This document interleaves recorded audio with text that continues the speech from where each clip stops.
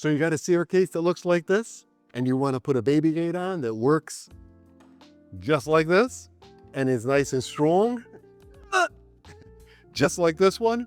I'm going to show you exactly how to do it. Nice and easy, with no damage to your railings. Hey, I'm George, and I'm a carpenter by trade. And a few years ago, I niched down and I started a business doing nothing but installing baby gates. And over the years, I've come up with some clever ways to make these things actually look good. And in this video, I'm going to share with you how to install a retractable baby gate on a set of stairs that has a metal railing. And I'll go over all the materials and the parts that you're going to need to have on hand so you could install a good-looking baby gate like this too.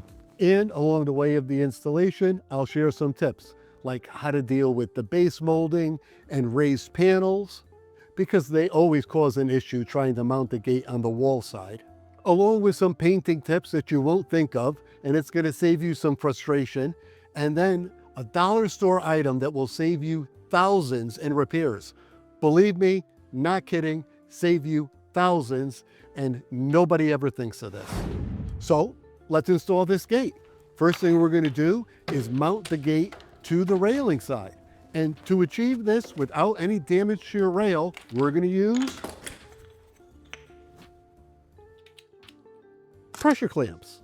Now these clamps, they come in all different sizes. We're going to use a small one today, but depending on your size railing, they have all these different sizes. These clamps do come with 1/4-inch bolts, but it's not one size fits all, so you have to check before you get started. Because if the bolt's too short, well, then it just won't work. And if the bolt's too long, well, then it's going to stick out the other side here, and that's just going to look awful. So to figure this out, just pull out a tape measure before the day of installation and make sure that you have the proper size bolt for your railing size. And now when we mount the gate, I'm going to put the gate on the railing side. One, I think it looks better. And two, because of this mounting bar here, it gives us a lot more flexibility on where we're able to put these clamps depending on the configuration of your railing. And I'm sure you notice these clamps come unfinished. So one thing you're going to want to do is paint them a few days ahead of time. And here's your first pro tip. Don't use a paintbrush, because if you do, paint will get into these little threads right here. And then it makes it almost impossible to get these bolts threaded properly. Trust me, I've made the mistake, and I'm going to show you how to fix it nice and easy. And it's a little bit of Rustoleum. Paint and primer all in one. This is the way to go. And here's another tip that I figured out. Don't go crazy trying to match the paint color. All you have to use is basic, flat, white, or black. If you have stained rails, you could get away with a dark brown. The contrast usually looks fine. Actually, it looks pretty good, unless you're dealing with something really specific. For a quick example, look at this one here. Now, this is really a custom color, and I had no option, so I just took my time and didn't get paint into threads. Okay, now when you install the clamps along the main post, just hand tighten them and try to find a discrete location. You'll see where I installed these two, one just under the bottom step here, and then the other one up tucked underneath the handrail. Then just hold the gate up in its place. Make sure it looks good. And if it does, go ahead, crank those clamps tight. Next, we're going to install the first 2 of the 4 brackets that came with the gate. And luckily, all 4 brackets are exactly the same. So there's no confusion. There is no top, bottom, or left or right bracket. But one thing you are going to have to be ready for is dealing with the screw length. Now, this baby gate, like all baby gates, come with these long screws. And those long screws, as you can see, are thicker than our clamps. So you're going to need an assortment of number 8 screws so it doesn't poke out the backside of the clamp. But don't worry about having to pick out which screws are best. I put them all in the show notes, along with the parts, the materials, everything that I'm going over in this video. It's all with Amazon affiliate links, all in the show notes below. Okay, now let's go ahead and mount the first 2 hook brackets, and just mount them right to the clamps and line them straight up and down with the railing post. Now, if you don't have a straight line of sight, Or if you suspect your railings aren't exactly level, I strongly suggest using a laser level. So if you don't already own one, this is a great tool to have to take the guesswork out of projects like this or anything that you want to get straight or level. Once that side is set, just snap the gate into place. It goes on nice and easy, and let's get ready to do this other side. Now, just pull that gate across a couple times. Just make sure it's working smoothly. Only use 2 fingers. Don't force the gate up or down, and make sure it's not rubbing on that bottom step. So if the baby gate pulls smoothly across the stairs, just mark the other side. It makes it very obvious where this top bracket's going to go. And you can see it lands right on drywall. And as you can imagine, we never want to mount directly to sheetrock. Not to mention, this decorative base molding below makes it completely uneven. And here's the fix. These decorative mounting blocks. I picked some of them up on Amazon, or if you want to get fancy, you could go to that home goods store, Michael's. They have a pretty good selection, and you can see them here on my workbench. They have all different shapes and sizes to match your home. And if you have thick moldings or raised panels, you could even double them up to accommodate. But you can't screw these blocks directly to the wall. You have to put some pilot holes in them first so they don't split. And it's nice and easy with a bit just like this.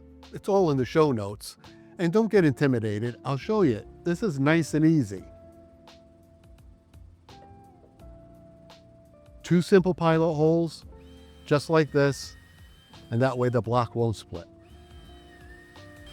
So if you're not sure if you hit the stud behind the wall, or maybe you don't even want to try dealing with finding a stud at all, I got great workarounds for those also. Just check out one of my other videos and I go over what to do with the base moldings, or if you can't find a stud, or like I said, even if you don't want to find a stud, I show you how to get around all that. Check those out too. Once you have that all set and your spots marked, go ahead and screw that mounting block right to the wall. And I have another tip for you that's going to save you some time. Don't bother puttying those holes. Use these little stickers. Look how great this is. I love these things. They come in all different colors, and what a time saver. Hey, if you're finding value here, hit that like button. Let me know I'm doing a good job. And if you like, please subscribe. And then that way you'll get all my no-nonsense tips on real-life baby-proofing solutions. Now I'm going to install these other 2 hook brackets, and then I'm going to share with you the dollar store item that's going to save you thousands of dollars. Literally going to save you thousands of dollars, not kidding. So now when you pull the gate across, it becomes obvious where we want this top hook bracket. And go ahead and install it in that spot, but I'm going to suggest just use 1 screw at first to make sure you have it in the right spot. Now here's another tip that you're not going to find in the installation instructions. Now take the gate, hook it on the top bracket, and then for the bottom bracket, just pull it across.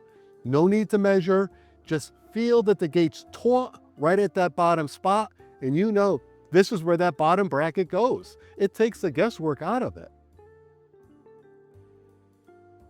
So test the gate a few times, make sure it's working smoothly, and if it is, go back and put in the longest screws possible. And what I like to do when working on the wall side here, I like to snap the gate off the other side, snap it onto the wall side, and then put in the second screw. It just aligns those brackets nice and straight, and it works for, a smoother operation. Now, before I show you how to properly operate the gate, and I'm going to put some weight behind it to test it, here's that dollar store item that's going to save you thousands. It's furniture felt. Think about it. This gate is going to be sitting on your staircase or your hardwood floor for years, going back and forth, back and forth. And once you realize it's scratching your floor, the damage is done. It's too late. So please take that tip, head to the dollar store, put that little piece of furniture felt underneath your gate. You'll be thanking me later.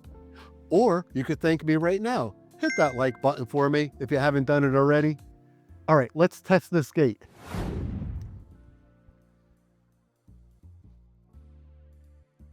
Okay, so this is your new gate, and instinctively people tend to grab it from the top. You don't want to grab it from the top, you grab it from right here. We'll be doing it with 2 fingers without even thinking about it.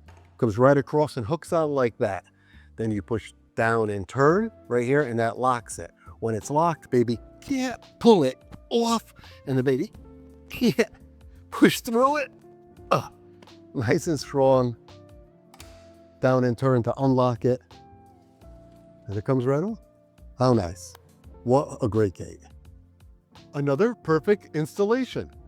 All right, before you go, maybe you want to check out this video, and it points out decorations that actually cause hazards. And I see this all the time when I go into people's houses.